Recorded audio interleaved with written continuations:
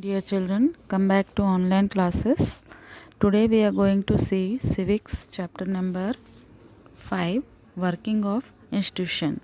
As we have already started this chapter, in previous classes we have studied how is a major policy decision taken, the decision makers, then again need for political institutions, and the about parliament. And why do we need a parliament also we have seen. So now let us see in the continuation today's topic, political executive.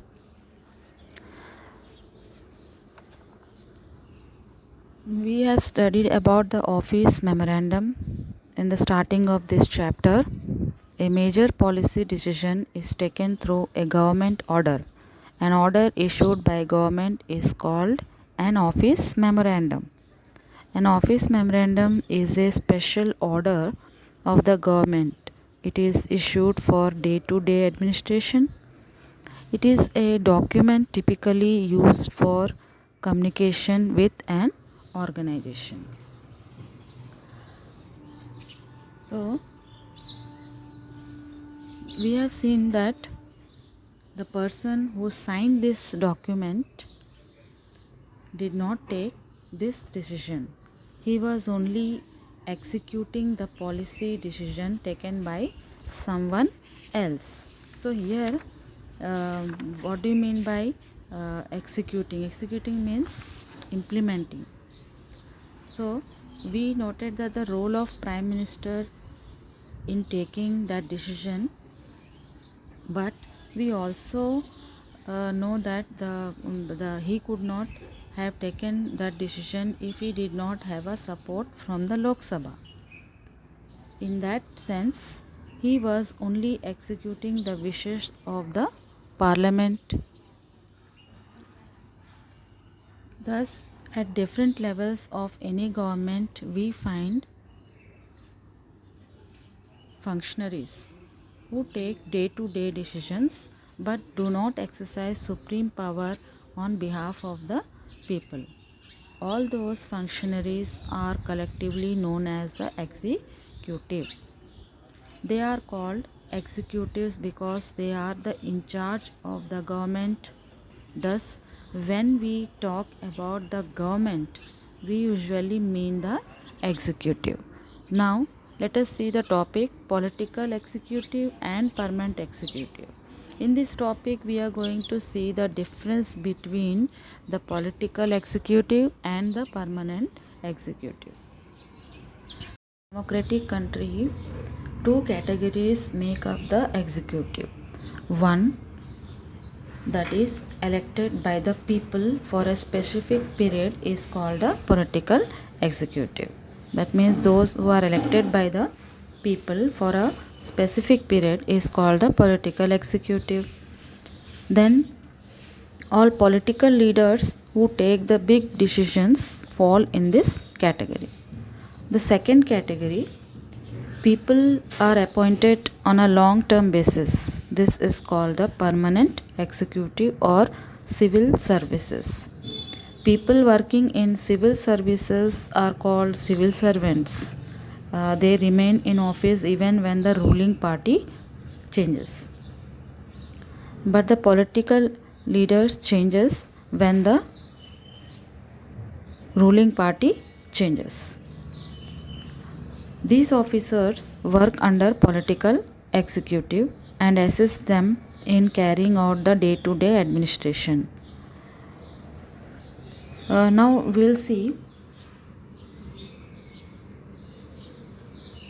why the political executive have more power than the non-political executive. Why is ministers more powerful than the civil servant? Let us see now. The civil servant is usually more educated and has more knowledge of the subject. That means they are more expert in that particular subject. The advisors working in the finance ministry know more about economics than the finance minister. So sometimes the ministers may know very little about the technical matters that come under their ministry. This could easily happen in ministries like defense, industry, health, science and technology, mining, etc. So, why should the minister have the final say on these matters? It is very simple that in democracy, you all know that the will of the people is supreme. The minister is an elected representative.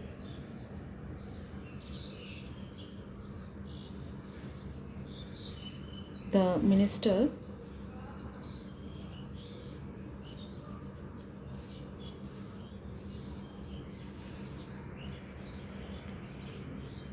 is an elected representative of the people and thus empowered to exercise that will of the people on their behalf.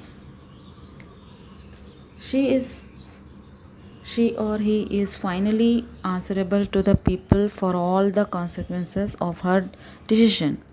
That is why the ministers take all the final decisions.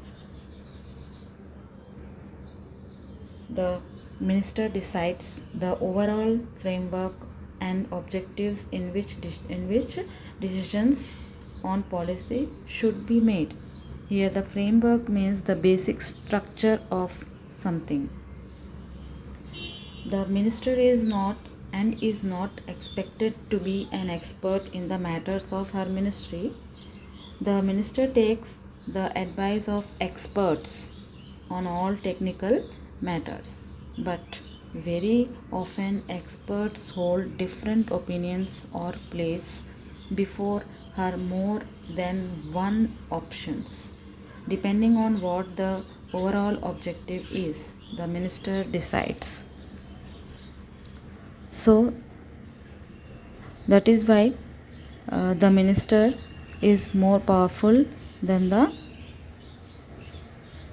civil servant, because the minister is elected by the people and he is empowered to exercise the will of the people on their behalf.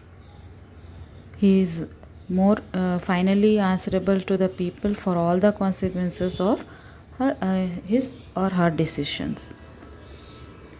Actually, this happens in any large organization.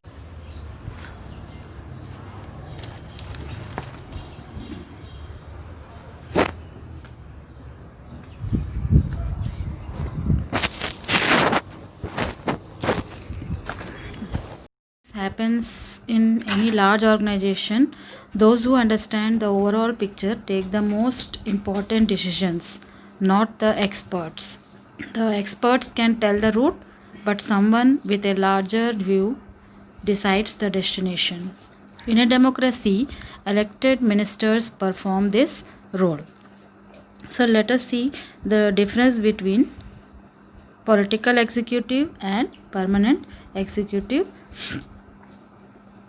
Political executives who are elected by the people for a specific period are called political executives. In permanent executive, the permanent executives are salaried civil servants who are appointed on a long-term basis. The second, examples of political leaders like the Prime Minister, Council of Ministers and so on. And in permanent executive, persons working in civil services, for example IAS, IPS, IFS, etc. Then again in political executive, they remain in office only so long as they command the confidence of the majority members of parliament. But in permanent executive, they remain in office even when the ruling party changes, their tenure of the office is fixed. In political executive, they are answerable to people for all the consequences of their decision. And in permanent executive, they are not answerable to the people. Political executive are more powerful. They take all the final decisions. Permanent executives are less powerful. They do not take decision. Instead, they assist political executives in carrying out day-to-day administration. So children, for today this much only. Next we will start the other topic